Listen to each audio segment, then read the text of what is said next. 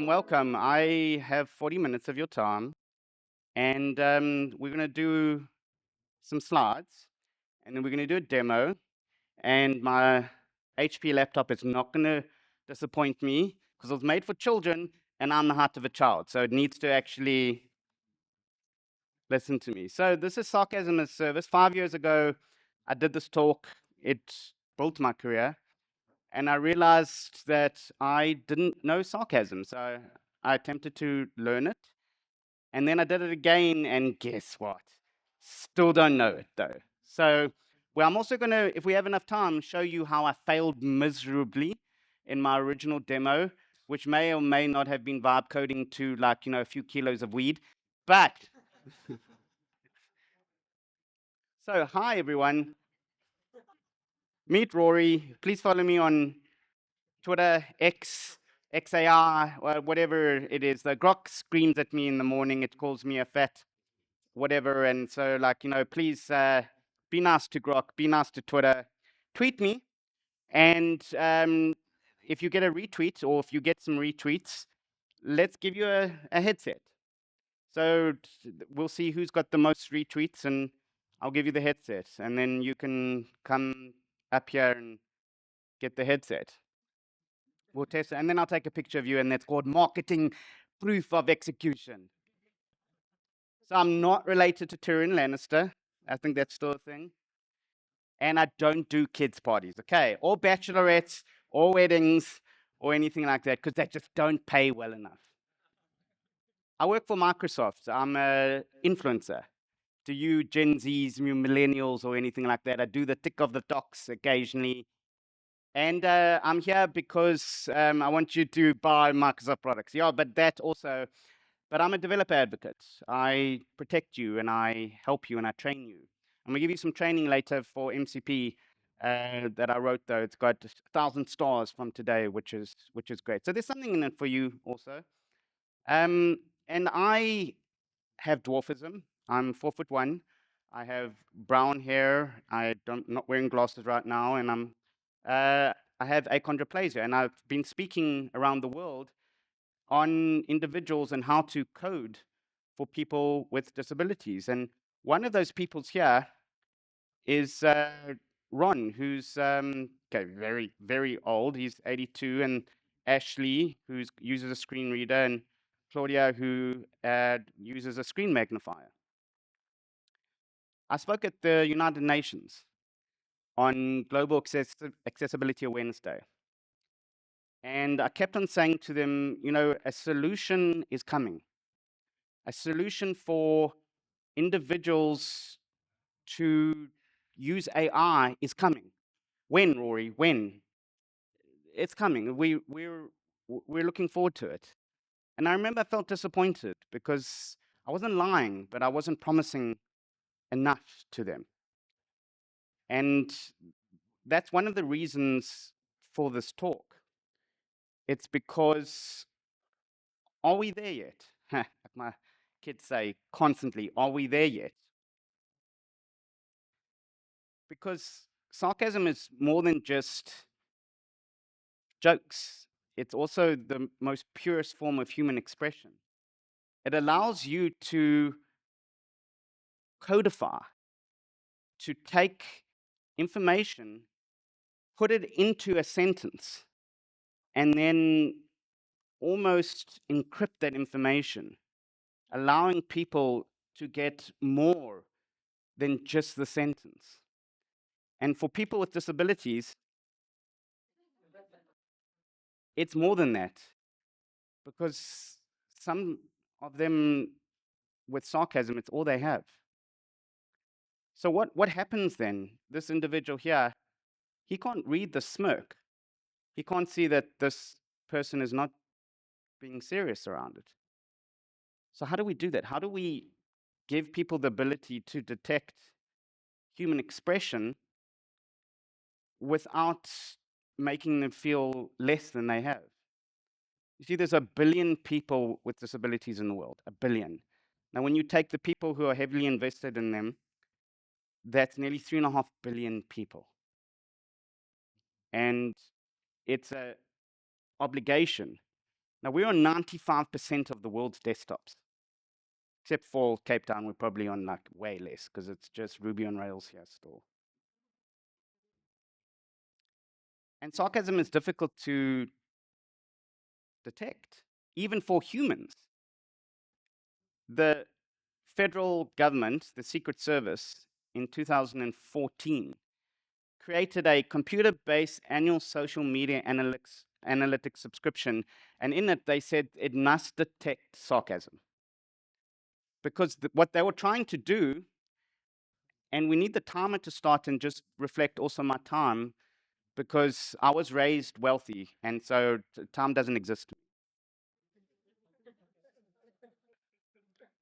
So when someone would dial in and be sarcastic, you can't tell that the individual is being sarcastic. Just tell me when I've got like 5 minutes left or 10 minutes left. Just indicate with your hands and then we'll work through that. So if the feds can't tell sarcasm, we were in a little bit of trouble because they kind of like, need to, because like, there's a lot of jokes with the American federal government. So how difficult is it then to detect sarcasm? So this is an old talk. You can click there and you can zoom through a universe of vector. So if you remember, vectorization is what LLMs use. You take some text and you vectorize it. And this is a small little vector, and I've got it on sarcasm there, which is connected to sarcastically and sarcasm. And then we zoom out here, and we noticed, whoa, it's not that easy. You can zoom through it also, and you can create your own vector, and you can create your own universe there. And I showcased that originally in my talk 6 years ago. And then I also showcase, wait a second, how do we detect that? And this is a recurrent neural network. This is basically how your brain works. And you can mouse over, you can go to that QR code there also, and then it'll follow a path through the recurrent neural network. This is kind of what LLMs did, and this is the precursor to LLMs. Now, my original talk, I showcased, wait a second, using the Twitter emoji sarcastic dataset, we can work out what sarcasm is, though. Because we took all of the tweets and we mapped them to emojis. And then from that, deep emoji made by MIT, we could work out, wait a second, the non-impressed thing. The electricity is off again. Oh, joy. This was 6 years ago. So we built it into our tools. Cortana. Okay. Yeah, I know. Siri and Cortana, they're going out there. Eh? But I remember I had a little Amazon Alexa box. And I would, live on stage, I would plug it in there and I'd say, I'll build a skill and I'd start talking to it and it would go wrong and I'd start screaming at it. And then in live on air, like I would say, no, I'm being sarcastic. And it'll go, But how much more so if you just have your voice? That you want to be able to express human emotion from that. Because if you're smelling what I'm selling, I want to sell you that AI is the next evolution of that. And there's a lot of emotions around AI, hey. Everyone I've spoken to at this conference goes, hey, Rory, how about that AI, hey? Like, is that going to take our jobs? Are we going to become dumb? It's amplifying fake news. It's just a statistical parrot. It's dangerous. Just a toy.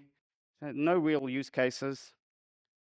But there's some very useful applications because it really can unlock human potential. So we built something. We built the most advanced supercomputer ever, and we built what all of you are using right now. We built LLMs. Yeah, Google invented it. I hear you. I hear you. With attention is all you need. We took the sum total of human knowledge. We tokenized it, we vectorized it, and then we took some computers that may or not be used 100%. It sounds like Bitcoin, it's not. Okay. And then we created a foundational model out of it.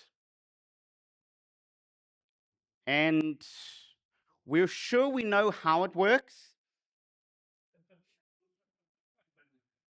We're still working that out. Okay. And we created, no, we didn't create this from that. Okay. This is, it's one of our earliest creators, and this is a sarcastic bot called Tay.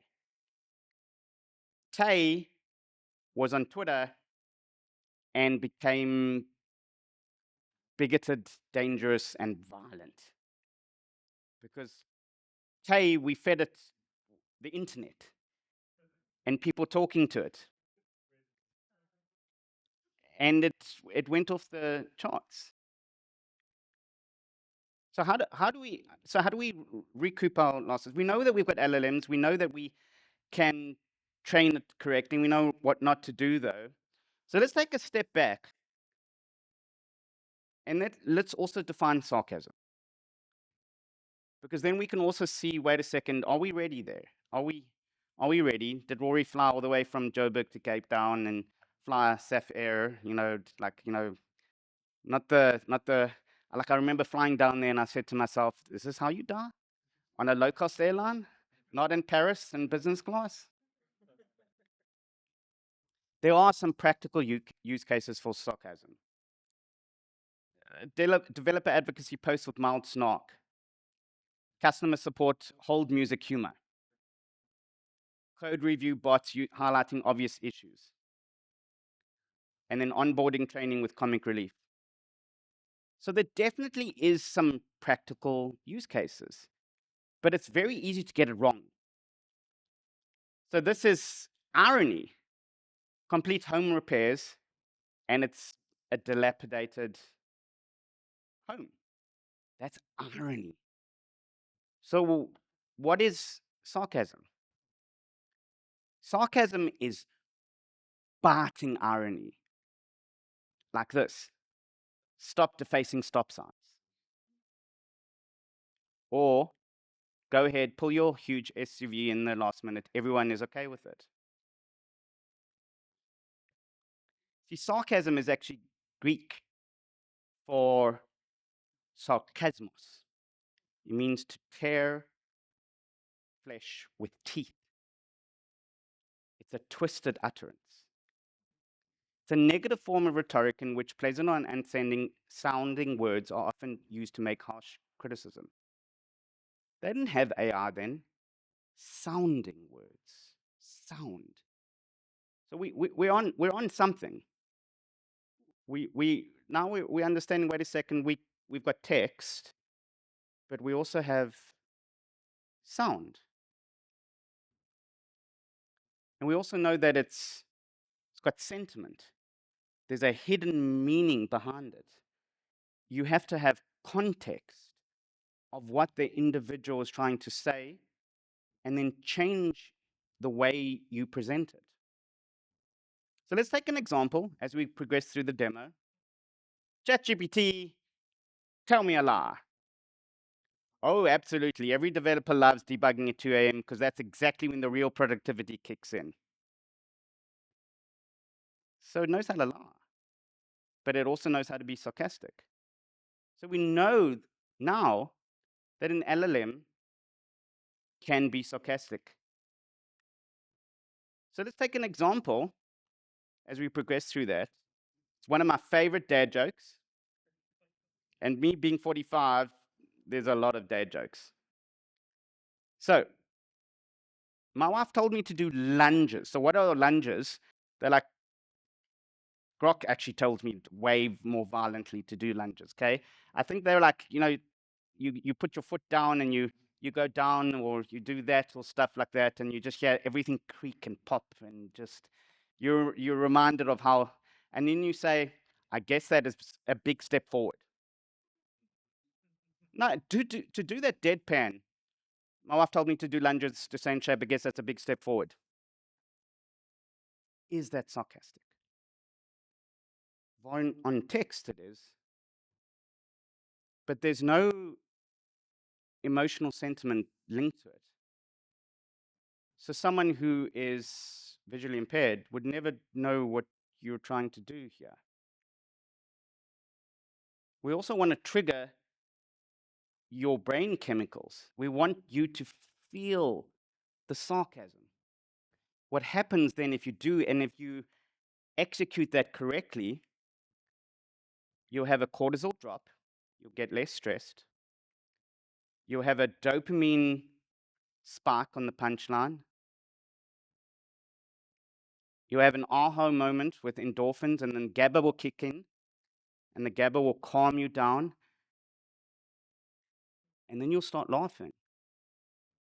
And you'll get serotonin and oxytocin, serotonin to actually establish a baseline, and oxytocin to help you progress further and feel joy from it.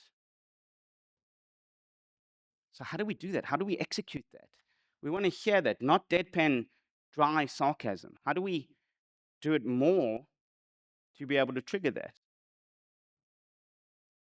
Because we don't want the spectrum to be without emotional sentiment. So this is the spectrum of me saying that in what I deemed at the time to be sarcastic. My wife told me to do lunges to stay in shape. I guess that's a great step forward. There's hidden meaning in there, but it's also wrong though. But how do I improve that? How do I make it important? How does someone with a disability use that, or who can't talk, or who's deaf to do that? So let's track it. Now we can see that there's a structural shift and a narrative pivot exactly at that point. Something's changing there because we're having a shift from negative sentiment to positive sentiment. We're getting the brain chemistry flowing. Once we have that, we can play with prosody. So what prosody is, you can use certain tones, pitch, intensity, tempo, intonation, and timbre to hide the intention and the emotions behind the words. Now, the subtone for that, a micro rise or fall, would trigger excitement or happiness. I'm so happy. Micro rise, I'm so happy, maybe. No, that sounds like there's a downward lift there. It could be sarcasm or doubt. We can also do intensity, slight surge, anger or urgency, tempo, a brief pause, hesitation or anxiety. Yeah, man, how about those Springboks? Is that still a thing? I'm 4 foot taller. That negates all sports, really. So. And then timbre, you can do a breathy rasp for sadness or fatigue. Oh, that was a great idea. Main tone, subtone, and then you have the hidden meaning behind that. And then what you do then is you play with the emotional sentiment. So this is the PLUNCK, the Planck emotional sentiment. And you can see there's the outskirts are the weak emotions, and then it progressively goes inwards there to a more dramatic emotion. Interestingly, boredom leads to disgust, leads to loathing. Sit still for long enough. You become uncomfortable. Because scientists say that boredom will make you actually feel physically ill. And it's an evolutionary trait to you go out and survive, though. But if we take a emotion and we jump to the other side, remember what we said there? There is the ability to create sarcasm by the tone. So if we're rageful, Oh, I'm going to kill you. And then you go there and we're going to enjoy it. We're jumping from the spectrum. We're playing with those emotions. And we're expecting, because we're playing with your chemicals, for you to pick it up. So now we're going to do a demo. You can click through that. We're going to do a demo together. Now, understand, this is running on Azure Container Apps. Yay, Azure! And this is on 4 CPU, 8 gigs of RAM. And I vibe coded this with a Yankee Candle, jazz music, low lights, and a smidgen of pot. So let's go here, and we want to start that, so we just recoup that. My wife says that I want to do lunges to stay in shape. I guess that's a big step forward. Got it. Oh, see what you did there. Big step forward. That's a clever pun on lunges. Your wife's got a good point about staying in shape. No, I decided to give it a try. Emotions. Emotional sentiment, Rory's sarcasm. So we can end the call there, and we can go back to the other one. We're sharing here. And yeah, I hate you not. Pretty simple. So it can detect, LLMs can detect sarcasm. It can see the sentiment analysis. It can go through that. But voice, what about voice? So let's go into the audio analysis. Actually, I want to show you webcam quickly. I'm going to do start camera, and I'm going to go.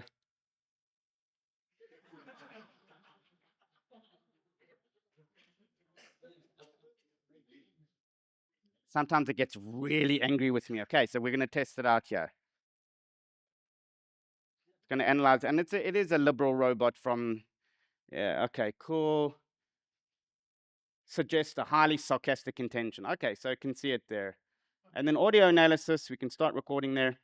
My wife says I should do lunges to stay in shape. I guess that's a big step forward.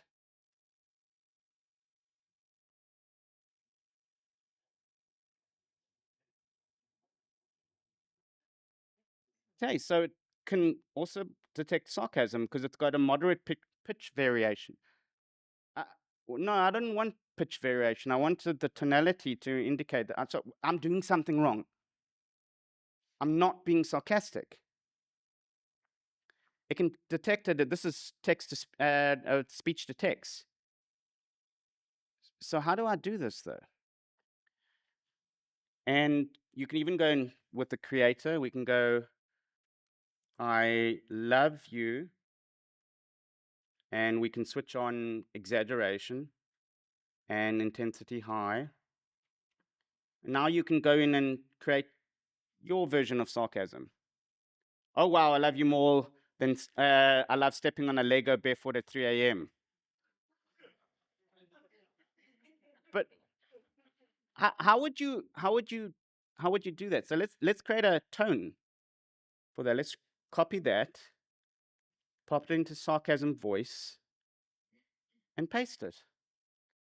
Now we're going to see how you do sarcasm, because we're going to generate that.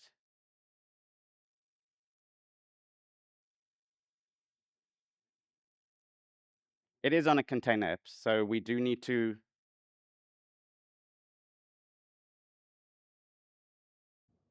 Oh, wow. I love you more than I love stepping on a Lego barefoot at 3 a.m. So how did we do that? This was launched in March of this year. And we went through a process to understand how to add prosody into that. And what we did,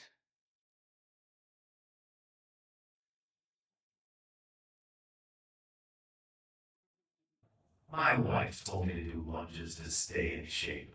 I guess that's a big step forward. so we had skin in the game because we're 95% of the world's computers. And I remember I spent some time in hospital, actually 15 years, in and out getting spinal surgery. And one of those times I was in a coma for 3 months and I couldn't talk. And all I wanted to do was speak to people and tell them and help them understand what I said. So recently we partnered with some incredible people to be able to give a voice.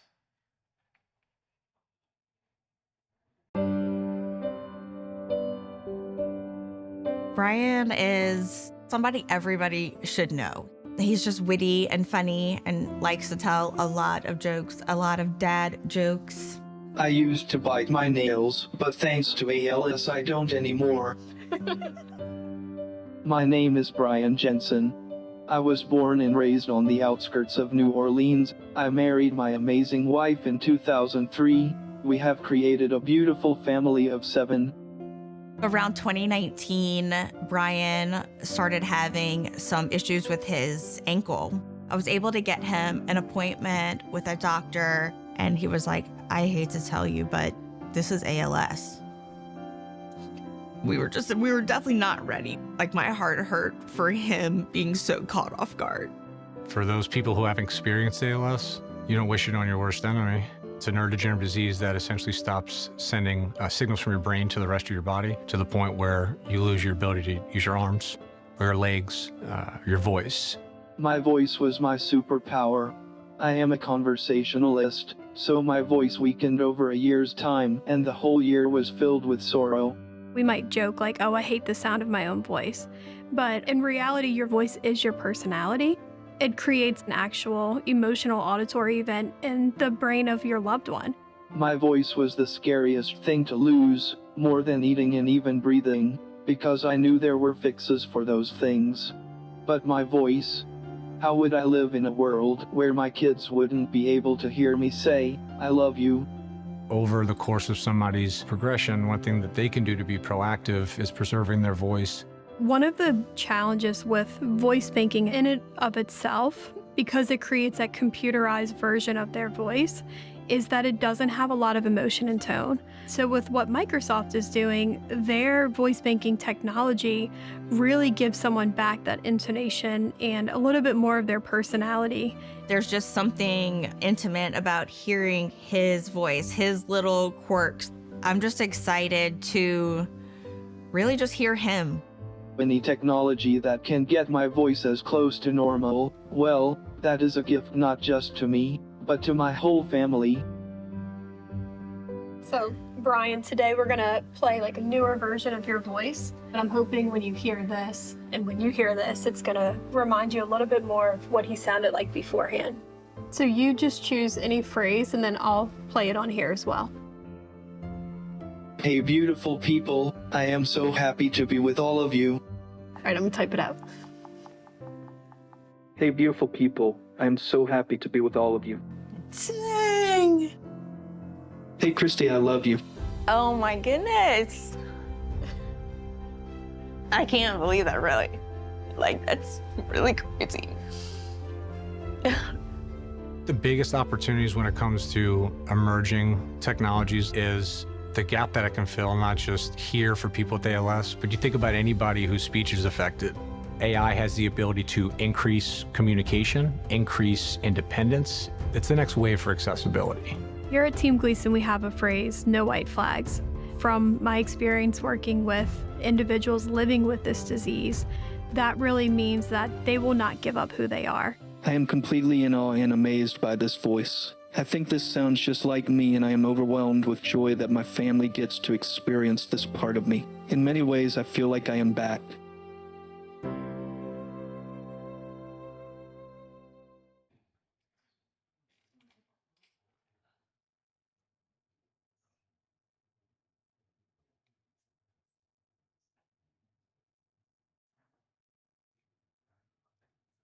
So now I'll give you something back.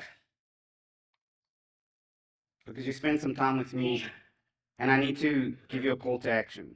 So you can go for the code. You can access the Sarcasm app. You can also understand that your brain is running right now. So I want to, okay, you can go and access the app there, but also I want to give you something for spending time with me and hearing my story and the story of others that we partnered with and only recently launched that model. So this is my day job, MCP for beginners. In every language, in every practical form, you can build it, and I built Sarcasm apps with that also. I want to thank you for your time today.